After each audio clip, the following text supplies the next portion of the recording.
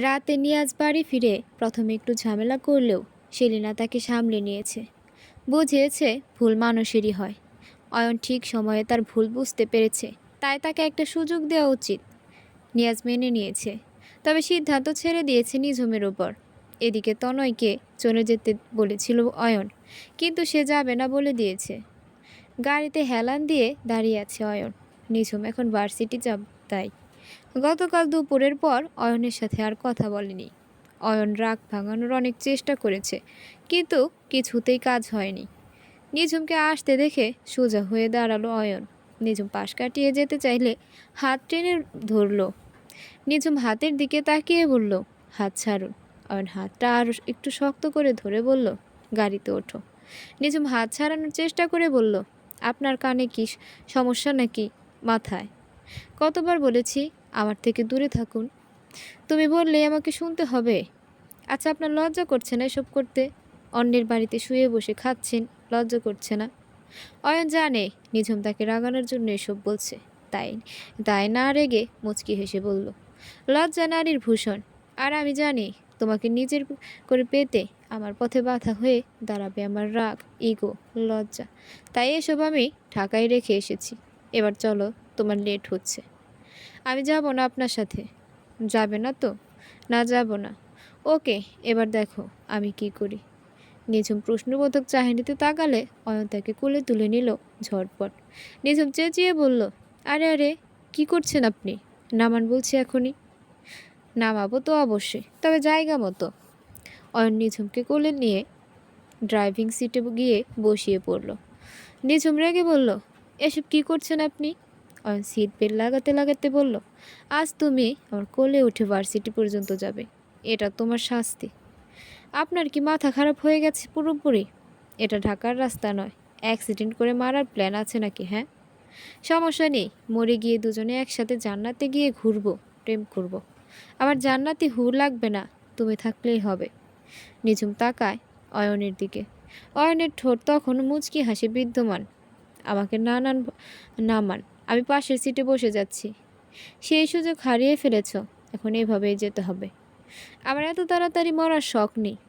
আপনি থাকতে আমি থাকতে তোমার কিছু হতে দিব না, ইনশাল্লাহ। দেখুন, বেশি কথা না বলে নামান আমাকে, না হলে পুলিশ দেখলে চিৎকার করে বলবো আপনি আমাকে কিডন্যাপ করেছেন। নিঝুমের কথা শুনে অয়ন ছোট ছোট চোখে তাকালো তার দিকে। নিঝুম সামনের দিকে তাকিয়ে আছে। অয়ন দরজা খুলে দিলে নিঝুম নেমে গিয়ে ঘুরে এসে পাশের সিটে বসলো। নিঝুমের দিকে একবার তাকিয়ে গাড়ি স্টার্ট দিল অয়ন। অনেকটা সময় নীরবতায় কেটে গেল। হঠাৎ অয়ন বলল, আমাকে কি মাফ করা যায় না নিঝুম? নিঝুম তাকালো অয়নের দিকে, কিন্তু কিছু বলল না। অয়ন দীর্ঘশ্বাস ছেড়ে সামনে তাকিয়ে বলল, আমি জানি অনেক অনেক অন্যায় করেছি তোমার সাথে, তার জন্য যা ইচ্ছে শাস্তি দাও আমাকে, তবুও ফিরে এসো। নিঝুম আনমনে বলল, শাস্তি তো দিচ্ছি। অয়ন চমকে উঠল নিঝুমের কথা শুনে, তবে কিছু বলল না। বাকি রাস্তা চুপচাপ থেকেই পৌঁছে গেল ভার্সিটির সামনে। নিঝুম নামতে গেলে অয়ন বলল, এটা যদি আমার শাস্তি হয় ঠিক আছে, তোমার যত দিন ইচ্ছে আমি এই শাস্তি ভোগ করব। নিঝুম কিছু না বলে নেমে গেল গাড়ি থেকে। অয়নও গাড়ি থেকে নেমে গাড়ির সাথে হেলান দিয়ে দাঁড়িয়ে নিঝুমের যাওয়ার পানে তাকিয়ে রইল। দোস্ত, ছেলেটা জোস না? ঠিক বলেছিস, তবে এর আগে তো দেখিনি। নিঝুম যেতে যেতে গেটের সামনে দাঁড়িয়ে থাকা মেয়েদের কথা শুনে তাদের দিকে তাকালো। তাদের দৃষ্টি অনুসরণ করতেই রাগে মুখ লাল হয়ে গেল। অয়ন গাড়ির সামনে দাঁড়িয়ে তার দিকে তাকিয়ে আছে। নিঝুম অয়নের দিকে একটা রাগী লুক দিয়ে ভেতরে চলে গেল। অয়ন ভেবাচাকা খেয়ে গেল নিঝুমের লুক দেখে। হঠাৎ রেগে যাওয়ার কারণ বুঝতে পারল না। নিঝুম চলে যেতেই অয়ন গাড়িতে উঠে চলে গেল। তয়ন বেডে আধশোয়া হয়ে ল্যাপটপে কিছু কাজ করছিল। তখনই সাথী চা নিয়ে তার রুমের দরজার সামনে দাঁড়ালো। আসবো ভাইয়া? তয়ন দরজার দিকে তাকিয়ে বলল, হ্যাঁ আসো। সাথী ভিতরে এসে চায়ের কাপ সাইড টেবিলে রেখে বলল, আপনার জন্য চা এনেছি। তয়ন মুচকি হেসে বলল, ধন্যবাদ, কিন্তু আমি চা খাই না। সাথী মলিন মুখে বলল, চা খান না কেন? আমি চা খাই না, কফি খাই। ঠিক আছে, আমি কফি কইরা দিতেছি। তয়ন এবার ভ্রু কুচকালো সাথীর দিকে। সাথী দাঁতে জিহ্বা কেটে বলল, সরি। সাথী চলে যেতে গেলে তয়ন বলল, কফি লাগবে না, তোমার সাথে একটু কথা ছিল। সাথী ঘুরে তাকিয়ে বলল, জি বলুন। যদি কিছু মনে না করো তাহলে বলতাম আর কি। কিছু মনে করব না, বলুন, সমস্যা নেই। তোমার হাজবেন্ড কোথায়? সাথী ঘুরে তাকালো তয়নের দিকে। এই প্রশ্নের মুখোমুখি হয়তো তাকে বারবার হতে হবে, কিন্তু প্রশ্নটা যে তাকে পীড়া দেয়, ভয়ঙ্কর পীড়া, সেটা কি কেউ বুঝে? তয়ন বলল, প্রবলেম থাকলে বলতে হবে না, ইটস ওকে। সাথী সামনে তাকিয়ে বলল, না না, সমস্যা নেই, তার সাথে আমার ডিভোর্স হয়ে গেছে। তয়নকে তার আর কোনো প্রশ্ন করার সুযোগ না দিয়ে সাথী বের হয়ে গেল। তয়ন যেন বিশ্বাস করতে পারছে না সাথীর কথা। এত সুন্দর আর নিষ্পাপ একটা মেয়েকে কিভাবে কেউ ছেড়ে দিতে পারে? তাছাড়া তিথির মতো ফুটফুটে মেয়েটাও কি তার মন গলাতে পারেনি? সাথী আর তিথির জন্য খুব খারাপ লাগছে তয়নের। কি করছিস তুই? আরে ভাইয়া যে, ভাবিকে ভার্সিটি দিয়ে এসেছ? হ্যাঁ, দিয়ে এসেছি, আর তোর জন্য ফ্লাইটের টিকিট নিয়ে এলাম। তয়ন ভ্রুকুচকে বলল, কিসের টিকিট? অয়ন টিকিট তয়নের হাতে দিয়ে বলল, বিকালের ফ্লাইটে তুই ঢাকা যাচ্ছিস। তয়ন টিকিটের দিকে একবার তাকিয়ে অয়নের দিকে তাকালো। আমি তো তোর সাথে এসেছি, আর তোর সাথেই যাব। অয়ন দীর্ঘশ্বাস ছেড়ে বলল, নিঝুম এত সহজে ফিরে যাবে না আমার সাথে। অফিস রেখে দুজনেই এখানে পড়ে থাকলে বিজনেস করলে যাবে। বাবার অনেক কষ্টে গড়ে তোলা প্রতিষ্ঠান আমাদের জন্য শেষ হয়ে যাবে। তাই তুই ঢাকায় গিয়ে অফিস সামলা কিছুদিনের জন্য, আর মাও একা আছে সেখানে। তয়ন গাল ফুলিয়ে বলল, আমি যদি না আসতাম? তুই না আসলে সেদিন হয়তো বাঁচতামই না আমি। তয়ন রেগে বলল, একদম বাজে কথা বলবি না। কয়টার ফ্লাইট? দুপুর 2টার। ঠিক আছে, আমি চলে যাব। তাহলে এখন রেস্ট নে, আমি ফ্রেশ হয়ে আসছি। অয়ন চলে গেলে তয়ন হাতে রাখা টিকিটের দিকে তাকিয়ে রইল। অজানা কারণে এখান থেকে যেতে ইচ্ছে করছে না তয়নের, কিন্তু কিছু করারও নেই। তবে যাওয়ার আগে সাথীকে একবার সরি বলতে হবে। তয়ন বেড থেকে নেমে সাথীকে খুঁজতে বের হলো। কিচেনে দাঁড়িয়ে দুপুরে রান্নার জন্য সবজি কাটছিল সাথী, সেদিকে তার খেয়াল নেই। অন্য এক দুনিয়ায় ডুবে আছে সে। তয়ন দরজার সামনে দাঁড়িয়ে কিছুটা সময় দেখল সাথীকে। মেয়েটা সত্যি অনেক মায়াবী, মুখটা যেন নিষ্পাপ। সাথী হঠাৎ উহ করে উঠলে তয়নের ভাবনার ব্যাঘাত ঘটে। সাথী হাতের আঙুল চেপে ধরে তাকিয়ে আছে, টপ টপ করে রক্ত পড়ছে হাত থেকে। তয়ন এগিয়ে গিয়ে হাত ধরে দেখে বলল, একটু সাবধানে কাজ করতে পারো না? কতটা কেটে গেছে দেখো তো, চলো আমার সাথে। তয়ন আঙুল শক্ত করে চেপে ধরে সাথীকে নিজের রুমে নিয়ে গেল। সাথী অবাক চোখে তাকিয়ে আছে তয়নের দিকে। এর থেকে অনেক বড় বড় আঘাতে কেউ একটু তাকিয়ে দেখেনি। সাথীর চোখে পানি চলে এলো তয়নের এটুকু কেয়ারে। তয়ন সাথীকে বসিয়ে রেখে নিজের ব্যাগ থেকে ফার্স্ট এড বক্স এনে তুলোয় মেডিসিন লাগিয়ে কাটা জায়গায় লাগাতেই সাথী ব্যথা কুকড়ে গেল। তয়ন ব্যস্ত গলায় বলল, সরি সরি, আমি আস্তে আস্তে করছি। তয়ন ফু দিয়ে ধীরে ধীরে কাটা জায়গা পরিষ্কার করে ব্যান্ডেজ করে দিল। সাথী তখনও মুগ্ধ হয়ে তাকিয়ে আছে তয়নের দিকে। সাথীকে এভাবে তাকিয়ে থাকতে দেখে তয়ন একটু অপ্রস্তুত হয়ে বলল, আমি আসলে তোমাকে সরি বলতে গিয়েছিলাম। নিজের অজান্তে তোমাকে কষ্ট দিয়ে ফেলেছি আমি। সাথী দৃষ্টি সরিয়ে বলল, আমি কিছু মনে করিনি। আপনি তো খুব একটা কমন প্রশ্ন করেছেন। কষ্ট পাবো কেন? আমি সত্যি দুঃখিত সাথী, এভাবে বলবেন না দয়া করে। আমি এখন আসি, কাজ আছে। সাথে উঠে আবার কিচেনের দিকে চলে গেল। কিচেনে কিচেনে গিয়ে ব্যান্ডেজের উপর আলতো হাত ছুঁয়ে দিল। মুগ্ধতায় ডুবে গেল সে। আড়াল থেকে তয়ন ক্যামেরা বন্দি করে নিল সাথীর হাসি মাখা মুখটা।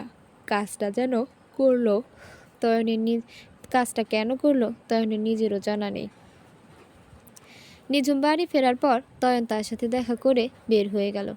যাওয়ার আগে অদ্ভুত দৃষ্টিতে তাকিয়েছিল সাথীর দিকে। সেটা আর কারো চোখে না পড়লেও নিঝুমের চোখে ঠিক ধরা পড়ে গেল। নিঝুমের দিকে চোখ পড়তে সাথী নিজের রুমে চলে গেল। মেয়েকে কোলে নিয়ে বেলকনিতে দাঁড়ালো। অয়ন ড্রাইভিং সিটে বসলো, আর তয়ন পাশের সিটে। সাথীর বেলকনিতে তাকিয়ে আরও এক নজর দেখে নিল তাকে। তয়নের কেন জানি মনে হচ্ছে আর কখনো দেখা হবে না এই মায়াবী মুখটা। তয়ন নিজের ভাবনায় শিউরে উঠল। না না, এসব কি ভেবে চলেছে সে? গাড়ি চলতে শুরু করলো আর তয়নের বুকে চিনচিনে ব্যথা অনুভব হতে লাগলো। মাত্র কয়েক ঘন্টার পরিচয়ে কারোর জন্য এমন অনুভূতির মানে খুঁজে পেল না তয়ন। বারবার চেষ্টা করেছে মাথা থেকে জোর ঝেড়ে ফেলতে, কিন্তু পেরে উঠছে না। পৌঁছে একটা কল করে দিস। অয়নের কথায় কোনো সারা শব্দ দিল না তয়ন। অয়ন ভ্রুকুচকে তাকিয়ে কাঁধে ধাক্কা দিল। তয়ন চমকে অয়নের দিকে তাকিয়ে বলল, কি হয়েছে? কোথায় হারিয়েছিস তুই বলতো? কি আবুল তাবুল বকছিস? হারাতে যাব কেন? তাহলে কি ভাবছিলি এত মনোযোগ দিয়ে? কিছু না। তুই কি বলেছিলি সেটা বল। পৌঁছে একটা কল করতে বললাম। আমাকে আর পারলে আজই একবার অফিসে গিয়ে খোঁজ খবর নিস। আচ্ছা ঠিক আছে। টুকটাক কথায় দুজনে পৌঁছে গেল এয়ারপোর্টে। তয়নকে বিদায় করে অয়ন আবার নিজদের বাসার উদ্দেশ্যে রওনা হলো। মাথায় হাজারো চিন্তা, কিভাবে মানাবে এই রাজকুমারীকে। সময় নিজ গতিতে বয়ে চলেছে। সেকেন্ড, মিনিট, ঘন্টা, দিন, সপ্তাহ আর মাসে। হ্যাঁ, প্রায় মাস হতে চলল অয়ন সিলেটে আছে। কোনো চেষ্টা বাদ রাখিনি নিঝুমের রাগ ভাঙাতে। সকালে নিঝুমের সাথে খালি পায়ে সবুজ ঘাসে হাঁটতে যাওয়া থেকে শুরু করে এই শীতের মধ্যরাতে আইসক্রিম খেতে নিয়ে যাওয়া পর্যন্ত সব করেছে। কিন্তু নিঝুম এখনও মন খুলে কথা বলে না অয়নের সাথে। তবে কিছুদিন থেকে অয়নের মনে হচ্ছে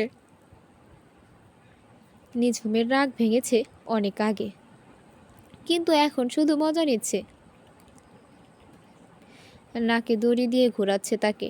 অয়ন ঠিক করে নিয়েছে আজ এর ফয়সালা করেই ছাড়বে। গাড়ি নিয়ে ভার্সিটি যাচ্ছে নিঝুমকে নিয়ে আসতে। আজকাল নিজেকে ড্রাইভার মনে হয় অয়নের কাছে। সকালে নিঝুমকে ভার্সিটি পৌঁছে দিয়ে গাড়ি নিয়ে সারা সিলেট ঘুরে বেড়ানো আর নিঝুমের ছুটি হলে তাকে নিয়ে বাসায় যাওয়াটা তার সারা দিনের কাজ। দুটো চা বাগান কিনেছে, তার টুকটাক কাজ করছে। তবে অয়ন পারলে দিনরাত 24 ঘন্টা পর পড়ে থাকে নিঝুমের সাথে। তো বোঝাতে রাগকুমারের রাগটা একটু কমে। ভার্সিটির সামনে আসতেই রেগে গাড়ির স্টিয়ারিং শক্ত হাতে চেপে ধরল অয়ন। গেটের সামনে ফুচকার দোকানে এক ছেলের সাথে ফুচকা খাচ্ছে নিঝুম। হাসি যেন তার কিছুতেই থামতে চাইছে না। কিছুটা সময় সেদিকে এক দৃষ্টিতে তাকিয়ে রইল অয়ন। আজকাল নিঝুম তার সাথে প্রয়োজন ছাড়া কথা পর্যন্ত বলে না, আর এখানে অন্য ছেলের সাথে তার হাসি থামছে না। হঠাৎ কাশি উঠে গেল নিঝুমের। ছেলেটা ব্যস্ত হয়ে ফুচকার প্লেট রেখে নিঝুমের জন্য পানি আনতে গেল। অয়ন গাড়ি থেকে পানির বোতল নিয়ে নিঝুমের সামনে ধরল। পানির বোতল দেখে কে দিয়েছে সেটা দেখার সময় হলো না নিঝুমের। অয়নের হাত থেকে প্রায় কেড়ে নিয়ে ঠক ঠক করে পানি পান করতে লাগলো। একটু শান্ত হতেই পানিটা কে দিয়েছে দেখার জন্য তাকাতেই দাঁড়িয়ে গেল নিঝুম। কাশি যেটুকু বাকি ছিল এমনি হয়ে গেল, এমনই থেমে গেল। কাপা গলায় বলল, আপনি? তখনই ছেলেটা হতদন্ত হয়ে পানি নিয়ে এসে বলল, ঝুম, এই নাও পানি খাও। নিঝুম এবার ছেলেটার দিকে তাকিয়ে আবার অয়নের দিকে তাকালো ভীত দৃষ্টিতে। ছেলেটা অয়নকে খেয়াল করে বলল, উনি কে ঝুম? নিঝুম কিছু বলার আগেই অয়ন গম্ভীর গলায় বলল, ফুচকা খাওয়া শেষ হয়ে গেলে এবার যাওয়া যাক। কথাটা শেষ করে অয়ন আর এক মুহূর্ত না দাঁড়িয়ে গাড়িতে গিয়ে বসে পড়ল। নিঝুম ব্যাগটা হাতে নিয়ে ছেলেটার দিকে একবার তাকিয়ে গাড়িতে উঠে বসলো। ছেলেটা বোকার মতো শুধু তাকিয়েছিল। প্রচণ্ড স্পিডে গাড়ি চালাতে লাগলো অয়ন। নিঝুম ভয় পাচ্ছে, কিন্তু কিছু বলার সাহস পাচ্ছে না। অয়ন হঠাৎ বলে উঠল, আচ্ছা, রয়নার সাথে আমাকে দেখে তোমারও বুঝি এমনই কষ্ট হয়েছিল? নিঝুম অবাক হয়ে তাকালো অয়নের দিকে। তার কথাটা বোঝার চেষ্টা করতে লাগলো। মস্তিষ্কে একটু চাপ প্রয়োগ করতেই বুঝতে পারলো কথাটার অর্থ। অয়ন আবারও বলল, যদি এমনই কষ্ট হয়ে থাকে তাহলে আমি ক্ষমার অযোগ্য অপরাধ করে ফেলেছি। সে অপরাধের কোনো ক্ষমা হয় না। কথাটা শেষ করে অয়ন তাকালো নিঝুমের দিকে। অয়নের লাল টকটকে চোখ দুটো দেখে ভয়ে আতকে উঠল নিঝুম। এতটা রেগে আছে অয়ন, কিন্তু কেন? এতগুলো দিন ধরে তোমার অবহেলা আমাকে একটু একটু করে পুড়িয়েছে। আমিও বিনা বাক্যে পড়েছি তোমার দহনে, কারণ আমি তার প্রাপ্য ছিলাম। কিন্তু বিশ্বাস করো, আজ যে আগুন লাগছে, আগুন জ্বলছে, তা সহ্য করার মতো শক্তি আমার নেই। আজ উপলব্ধি করতে পারছি তুমি কতটা সহ্য করেছ। তবে সিদ্ধান্ত মতো সহ্য ক্ষমতা আমার নেই। তাই সিদ্ধান্ত নেওয়ার তোমাকে আজই নিতে হবে। নিঝুম এবার অবাক আর কম্পিত গলায় বলল, মানে? অয়ন একটা পাহাড়ের ঢালে গাড়ি পার করলো। রাস্তা থেকে একটু এগিয়ে দাঁড়াতেই গভীর খাদ। সেখানে পড়লে হয়তো কারো চিহ্ন খুঁজে পাওয়া যাবে না। অয়ন গাড়ি থেকে নেমে সেদিকে একটু এগিয়ে গেল। তারপর ঘুরে তাকালো গাড়ির দিকে। নিঝুমও গাড়ি থেকে নেমে দাঁড়িয়েছে ততক্ষণে। অয়ন শান্ত গলায় বলল, ছেলেটা কে ছিল? নিঝুমও বেশ শান্ত গলায় উত্তর দিল, আমার নতুন বন্ধু সৌরভ। অয়ন এটা নিয়ে আর প্রশ্ন করল না। কিছুটা সময় তাকিয়ে রইল নিঝুমের দিকে। আমাকে কি তুমি কোনোদিন মাফ করবে না? প্রশ্নটা করার পর চারদিকে কেবল নীরবতা। মিনিট দুয়েক পর হলেও নিঝুমের কোনো উত্তর না কানে এলো না অয়নের। অয়ন এক পা পিছিয়ে গেল নিঝুমের থেকে, আর এক পা এগিয়ে গেল খাদের দিকে। নিঝুম তখনও খেয়ালই করেনি অয়নের পেছনে খাদ, আর অয়নও নিঝুমকে বুঝতে দিচ্ছে না। সে ধীরে ধীরে এগিয়ে যাচ্ছে খাদের দিকে। অয়ন আবারও শান্ত গলায় বলল, তোমার মনে কি একটু ভালোবাসা অবশিষ্ট নেই আমার জন্য? এবারও উত্তর এলো না নিঝুমের দিক থেকে, আর অয়ন আরও এক পা পিছিয়ে গেলে নিঝুমের থেকে। নিঝুম এক দৃষ্টিতে তাকিয়ে আছে মাটির দিকে, আর অয়ন নিঝুমের দিকে। তুমি কি চাও আমি তোমার জীবন থেকে চিরদিনের জন্য চলে যাই অনেক দূরে? এবারও নিশ্চুপ, কোনো উত্তর নেই নিঝুমের মুখে। আরও এক পা পিছিয়ে গেল অয়ন। পারবে অন্য কারোর সাথে নিজের জীবন সাজিয়ে নিতে নতুন করে? আরও এক পেছোতে হলো অয়নকে, কারণ নিঝুম হয়তো সেটাই চাইছে। যেন সে পণ করেছে, আজ আর মুখ থেকে কোনো শব্দ বের করবে না। অয়নের চোখ থেকে টিপ টিপ করে পানি পড়ছে। আজ বুঝতে পারছে সে ক্ষমা পাওয়ার যোগ্য নয়। অয়ন পারত নিঝুমকে ইমোশনাল ব্যাকমেল করে নিজের কাছে ফিরতে বাধ্য করতে, কিন্তু নিঝুমকে আর কিছুই করতে বাধ্য করতে চায় না সে।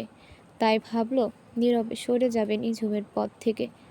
আর মাত্র এক পা পেছনে গেলে অয়ন হারিয়ে যাবে এই গভীর খাদে। অসহায় অসহায় কান্না ভেজা গলায় বলল, একটুও কি ভালোবাসো না? আর একটুও না? একটুও কষ্ট হবে না আমি হারিয়ে গেলে? এবারও আমার শূন্যতা পোড়াবে না তোমাকে? অয়নের কান্না ভেজা গলা নিঝুমের হৃদয়ে আঘাত করলো। ছেলেরা সহজে কাঁদে না। কষ্ট যেমন সহ্যর সীমা পার করে, তখনই চোখে নোনা জল মজা হয় তাদের জমা হয় তাদের। নিঝুম এবার চোখ তুলে তাকালো অয়নের দিকে, আর চিৎকার করে বলল, আপনি কেন বুঝতে পারছেন না? আমি আপনার জীবনে ফিরে গেলে বিশ্বাস এক অপূর্ণতার কারণ হব, বিশাল এক অপূর্ণতার কারণ হব। পৃথিবীর শ্রেষ্ঠ মুহূর্তগুলো থেকে বঞ্চিত হতে হবে আপনাকে। অয়ন বাকি এক পাও পিছিয়ে যেতে শুরু করছিল, কিন্তু পা থেমে গেল নিঝুমের কথা শুনে। টলটলে চোখে তাকালো নিঝুমের দিকে। মেয়েটা দু হাত ঢেকে চিৎকার করে কাঁদছে। অয়ন দৌড়ে গিয়ে জড়িয়ে ধরল নিঝুমকে। মুখটা দু হাতে উঁচু করে ধরে চোখের পানি মুছে দিয়ে কপালে নিজের উষ্ঠধয় ছুঁইয়ে দিল। আমি তো বলছি আর কাউকে চাই না। নিঝুম কাঁদতে কাঁদতে বলল, সেটা আজ বলেছেন, কিন্তু একটা সময় গিয়ে আপনার আফসোস হবে আজকের এই সিদ্ধান্তের জন্য। সেই সময়টা আসার আগে যেন বিশাল নিঃশ্বাস বন্ধ হয়ে যায় আমার। নিঝুম চমকে ওঠে অয়নের ঠোঁটে হাত রেখে বলল, একদম বাজে কথা বলবে না। অয়ন নিঝুমের হাতটা নিজের ঠোঁট থেকে সরিয়ে একটা চুমু খেয়ে নিল। একটু আগে বলা কথাটা বলতে আর এক সেকেন্ড লেট করতে হয়তো এতক্ষণে সত্যি বন্ধ হয়ে যেত এই নিঃশ্বাস। নিঝুম প্রশ্নবোধক দৃষ্টিতে অয়নের দিকে তাকালে সে আঙুল উঁচিয়ে সামনের খাদের দিকে ইশারা করলো। সেদিকে তাকিয়ে ভয় আতকে উঠল নিঝুম। শক্ত করে অয়নকে জড়িয়ে ধরে বলল, এটা কি করতে যাচ্ছিলেন আপনি? তোমাকে অন্য কারো পাশে দেখার মতো শক্তি আমার নেই, সেটা আজ বুঝতে পারছি। সৌরভ শুধুমাত্র ফ্রেন্ড আমার, কিন্তু এক মুহূর্তের জন্য আমার মনে হয়েছিল সে তোমাকে কেড়ে নেবে আমার থেকে। শ্বাস নিতে কষ্ট হচ্ছিল আমার। আজ হাড়ে হাড়ে বুঝেছি কতটা কষ্ট দিয়েছি আমি তোমাকে, যার সত্যিই কোনো মাপ হয় না। নিঝুম বলল, তো কে মাফ করলো আপনাকে? অয়ন ভীত গলায় বলল, মানে সারা জীবন এই অন্যায়ের শাস্তি ভোগ করতে হবে আপনাকে। তোমার থেকে দূরে থাকার শাস্তি ছাড়া যে কোনো শাস্তি মাথা পেতে নেব। দূরে থাকতে হবে, কিন্তু আমার থেকে নয়, পৃথিবীর বাকি সব মেয়েদের থেকে। আমি আর 2 মা ছাড়া আর কারো দিকে তাকাতে পারবেন না কোনোদিন। তোমার এই শাস্তি আমি স্বাচ্ছন্দ্যে মেনে নিলাম রাজকুমারী। রাজকুমারী নামে শুনে রেগে তাকালো নিঝুম। রাগে তার নাক ফুলে গেছে। অয়ন টুপ করে নিঝুমের নাকের ডগায় একটা ছোট কামড় বসিয়ে দিল। নিঝুম আরও রেগে অয়নকে একটা চড় থাপ্পড় মেরে দিলে। অয়ন জড়িয়ে ধরল নিঝুমকে। আজ থেকে এই সম্পর্ক সযত্নে আগলে রাখার দায়িত্ব নিল অয়ন। কখনো ফুলের টোকা পরিমাণ কষ্ট নিঝুমকে দিবে না, মনে মনে প্রতিজ্ঞা করে নিল আমার নিজের কাছে। অয়নি, তুমি এখন রেডি না হলে তোমার ছোট আব্বু তোমাকে রেখে চলে যাবে। কিন্তু ছোট আব্বু কখনোই আমাকে রেখে যাবে না। ছোট আব্বু তো অনেক দূরে অনেক ভালো। তুমি দেখোনি আমি যাকে বলেছি তাকে ছোট আম্মু করে আনতে রাজি হয়ে গেছে। অয়নও মেয়ের কথায় সাড়া দিয়ে বলল, তুমি আমার মেয়েকে কেন বলছো নিঝুম? অয়নের ছোট আব্বু তো অয়নীকে ছাড়া কিছু যেতেই পারবে না। হ্যাঁ, এবার আপনিও আপনার মেয়েকে মাথায় তুলুন। সবাই রেডি হয়ে গেছে, শুধু আমরা 3জনই বাকি। অয়ন মেয়ের চুল মুছে দিতে দিতে বলল, তোমাকে রেডি হতে মানা করেছে কে? আমি আর আমার প্রিন্সেস একাই রেডি হতে পারি। নিঝুম কোমরে হাত দিয়ে দুজনের দিকে তাকিয়ে বলল, ঠিক আছে, আজ তোমরা একা রেডি হবে। নিঝুম নিজের প্রয়োজনীয় জিনিসপত্র নিয়ে ওয়াশরুমে চলে গেল। অয়নি রুম থেকে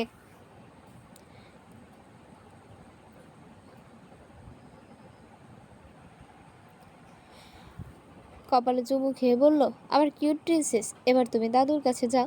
আমি আর তোমার মা এখনই রেডি হয়ে আসছি। অয়নের গলা জড়িয়ে ধরে গাল চুমু খেয়ে বলল, ওকে বাবা। অয়ন বেড থেকে নামিয়ে দিতেই অয়নি দৌড়ে চলে গেল রুম থেকে। অয়ন রেডি হতে লাগলো ড্রয়িং টেবিলের সামনে দাঁড়িয়ে। ওয়াশরুমের দরজা খোলার আওয়াজে সেদিকে তাকিয়ে থমকে গেল অয়ন। মাথায় টাওয়াল জড়িয়ে বের হয় নিঝুম। এগিয়ে এসে অয়নের পাশে দাঁড়িয়ে ড্রয়িং রুমের ড্রয়ারে খুঁজতে লাগলো। অয়ন কখনো তাকিয়ে আছে নিঝুমের দিকে? দেখতে দেখতে বিয়ের 8 বছর পেরিয়ে গেল তাদের। তবে নিঝুমের প্রতি হেয়ার ব্যান্ডের হাতে সোজা হয়ে যায় হেয়ার ড্রয়ার হাতে সোজা হয়ে দাঁড়াতেই অয়নকে এভাবে তাকিয়ে থাকতে খেয়াল করলো নিঝুম। ভ্রুকুচকে বলল, কি দেখছেন এভাবে? অয়ন হুট করে পেছন থেকে নিঝুমকে জড়িয়ে ধরে বলল, তুমি দিন দিন আরো সুন্দর হয়ে যাচ্ছ। নিঝুম অয়নকে ছাড়িয়ে বলল, আমাদের লেট হচ্ছে। মাথার টাওয়াল খুলে চুল শুকাতে গেলে অয়ন বলল, চুল নষ্ট হবে না তো? এখন সময় নেই চুল শুকানোর। ওকে দাও, আমি করে দিচ্ছি তাহলে। অয়ন নিঝুমের হাত থেকে হেয়ার ড্রয়ার নিয়ে নিজেই চুল শুকিয়ে দিতে লাগলো, আর সাথে দুষ্টুমি। ইজি চেয়ারে বসে সাথীর ছবির দিকে তাকিয়ে আছে তয়ন। চোখগুলো আজ আবারও পর হয়েছে তার। অন্যের জন্য নোনাজল ঝরাচ্ছে। ছবিতে আলতো স্পর্শ করে বলল, 6 বছর হয়ে গেছে তুমি নেই, তবু দেখো মাত্র কয়েক ঘন্টার পরিচয়ের জোরে আজও রাজত্ব করছো আমার মনে। কিছু ভালোবাসা বুঝি এমনই হয়, প্রকাশ করার আগেই হারিয়ে যায়, থেকে যায় সারা জীবন অপ্রকাশিত হয়ে মনের কোণে সুপ্ত অনুভূতি হয়ে। এমন কেন হলো বলো তো সাথী? একবার বলার সুযোগটাও পেলাম না কেন আমি? মরিচা ধরা মনের খাঁচায় অন্য কারো আগমনের বার্তা নিয়ে এসেছে আজ। চিরতরে অন্য কারো হতে চলেছি, তবে তাকে তোমার মেয়েই বেছে নিয়েছে।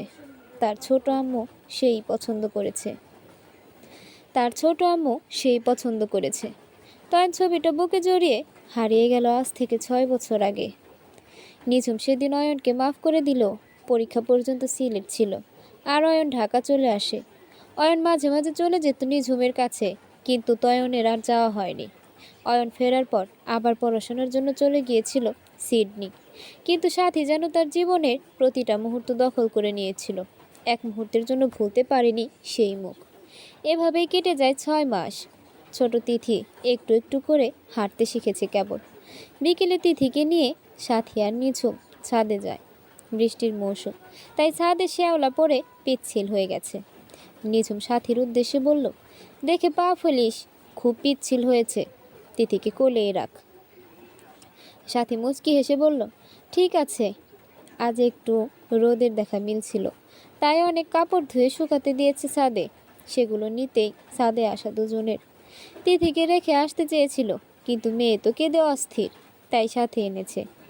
ছাদের কাছে একটা কদম গাছ, তাতে ফুল ফুটেছে। তিথি সেগুলো দেখিয়ে এনে দিতে বলেছে, আর কাঁদছে। নিজে মুচকি হেসে বলল, তুই ওকে কোলে নিয়ে দাঁড়া, আমি দেখি নাগাল পাই কিনা। ওখানটাতে পিচ্ছিল বেশি মনে হচ্ছে, যেতে হবে না আর। রেলিংও নেই ছাদে, কিছু হবে না, তুই দাঁড়া।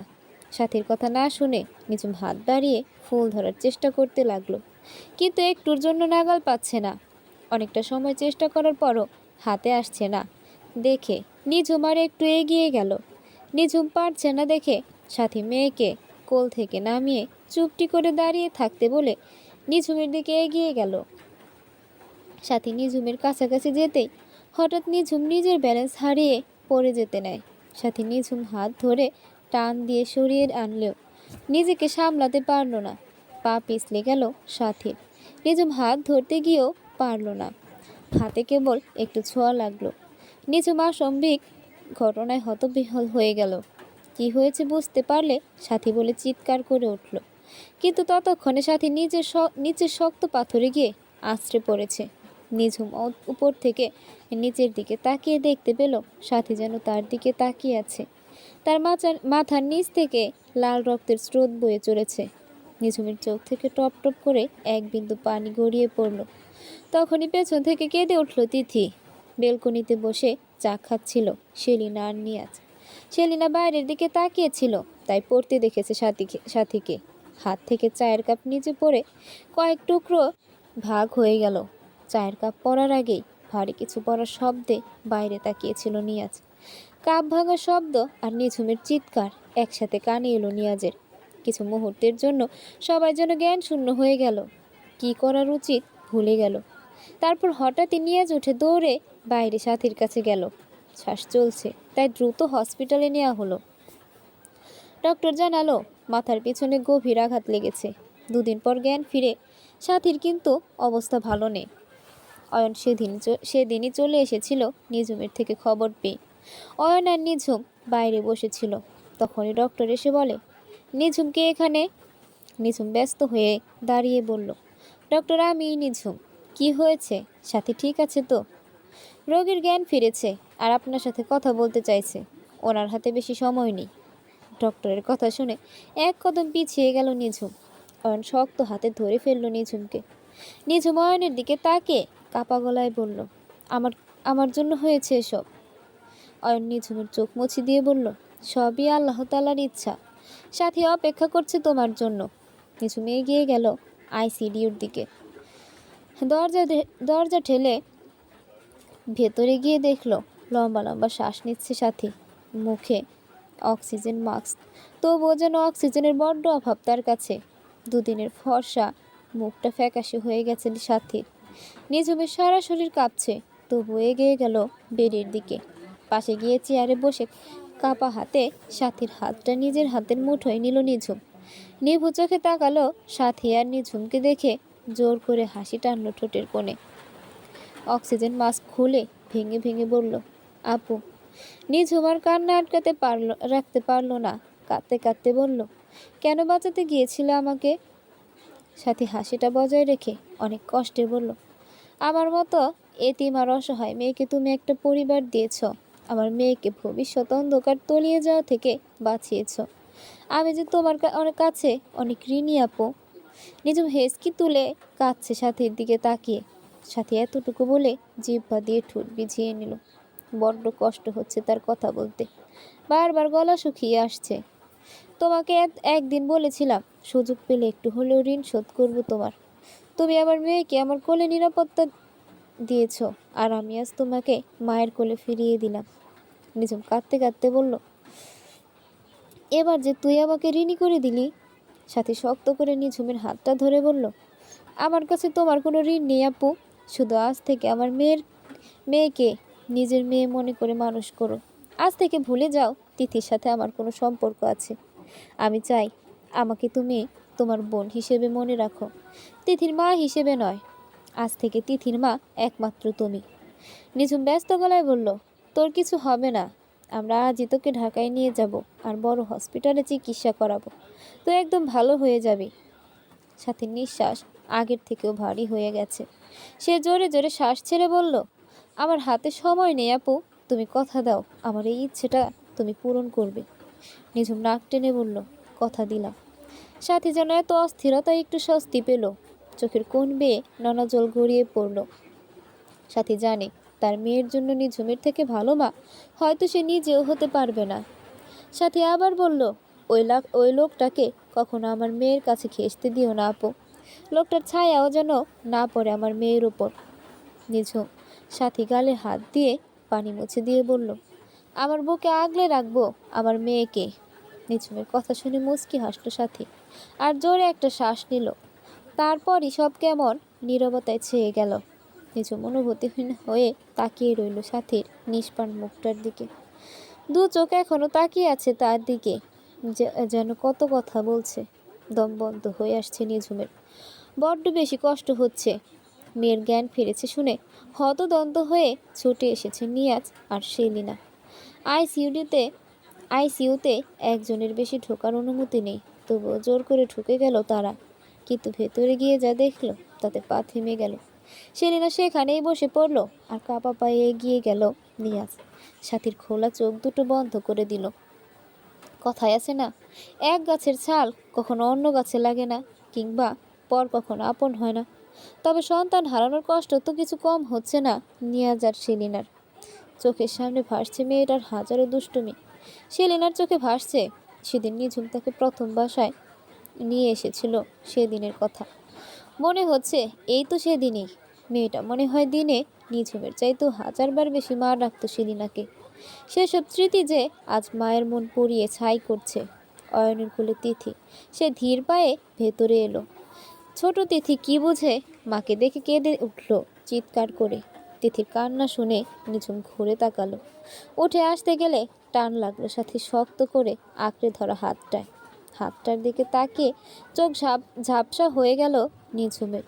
হাতটা ছাড়িয়ে নিল, তবু এগিয়ে গেল তিথির দিকে। অয়নের কোল থেকে নিয়ে বুকে জড়িয়ে ধরল।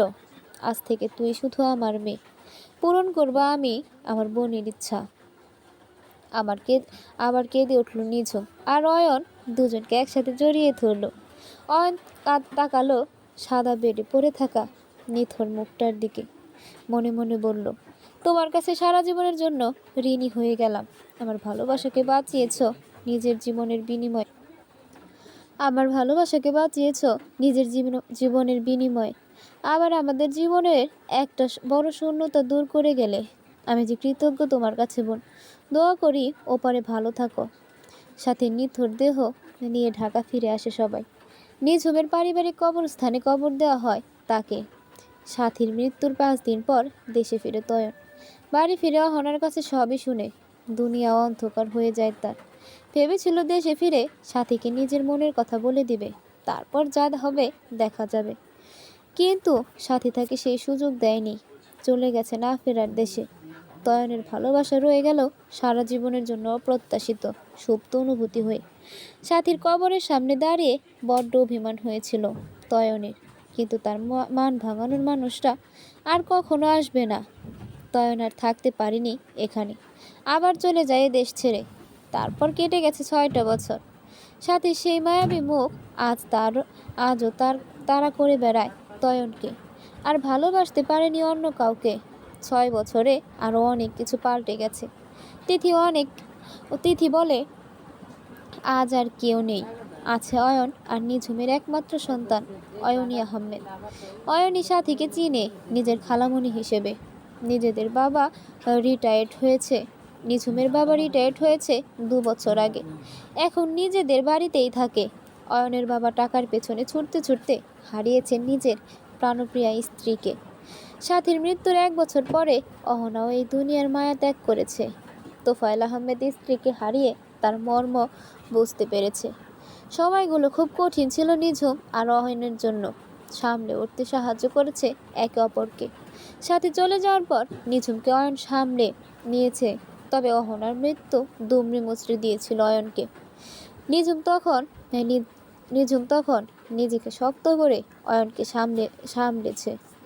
স্ত্রী মারা যাওয়ার পর তোফায়েল আহমেদ বন্ধ করে দিয়েছে টাকার পেছনে ছুটে চলা।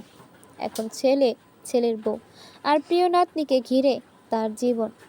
ছোট আব্বু, তুমি রেডি হয়েছ? সবাই ওয়েট করছে তো তোমার জন্য। অয়নীকে দেখে সাথীর ছবিটা আড়াল করে ফেলল তয়ন কোলে তুলে নিল আদরের ভাতিজিকে। গালে চুমু এঁকে দিয়ে বলল, আমার মামুনিটাকে একদম প্রিন্সেসের মতো লাগছে। আর তোমাকে আজ একদম হিরো হিরো লাগছে। কেন এতদিন হিরো হিরো লাগতো না? অয়নী নাক কুচকে বলল, একদমই না। তয়ন চিন্তিত হয়ে বলল, কেন? এতদিন তো তোমাকে ভিলেন ভিলেন লাগতো, ইয়া বড় বড় দাড়ি আর চুলে। তয়ন অয়নের নাক টেনে বলল, পাকনা বুড়ি একটা। তয়নের কথা শুনে খিলখিল করে হাসল অয়নী, আর তার দিকে অবাক হয়ে তাকিয়ে রইল তয়ন। অয়নীর হাসিটা একদম সাথীর মতো। ছোট আব্বু, জানো না আমার খুব খুশি লাগছে। তয়ন দীর্ঘশ্বাস ছেড়ে বলল, কেন মা? এখন শুধু স্কুলে না, বাড়িতেও মিসের সাথে খেলতে পারবো আমি। মিসকে এত কেন ভালো লাগে তোমার? মিস কত ভালোবাসে আমাকে জানো তুমি? প্রতিদিন আমাকে কত চকলেট দেয়, আদর দেয়। জানি। তুমি এখন যাও, আমি আসছি রেডি হয়ে। অয়নী দৌড়ে তার দাদুর কাছে চলে গেল, আর তয়ন সাথীর ছবিটা বের করে বলল, ভাবি বলে অয়নী নাকি তোমার মতো দুষ্টু হয়েছে। সারাদিন বাড়ির সবাইকে মাতিয়ে রাখে, তুমি দেখতে পেলে না।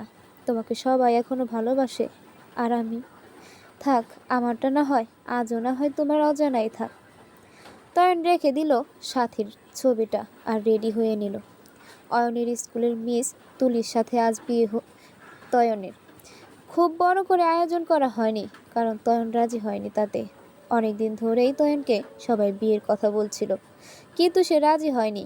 কিন্তু অয়নী হঠাৎ বায়না ধরল তার ছোট আম্মু লাগবে, আর সেটা মিস তুলিই হতে হবে। তয়ন শেষমেশ হার মানল অয়নীর কাছে। ছোটোখাটো আয়োজনে বিয়েটা সম্পন্ন হলো। ঘড়ির কাঁটা রাত 11টার মধ্যে গিয়ে পৌঁছেছে।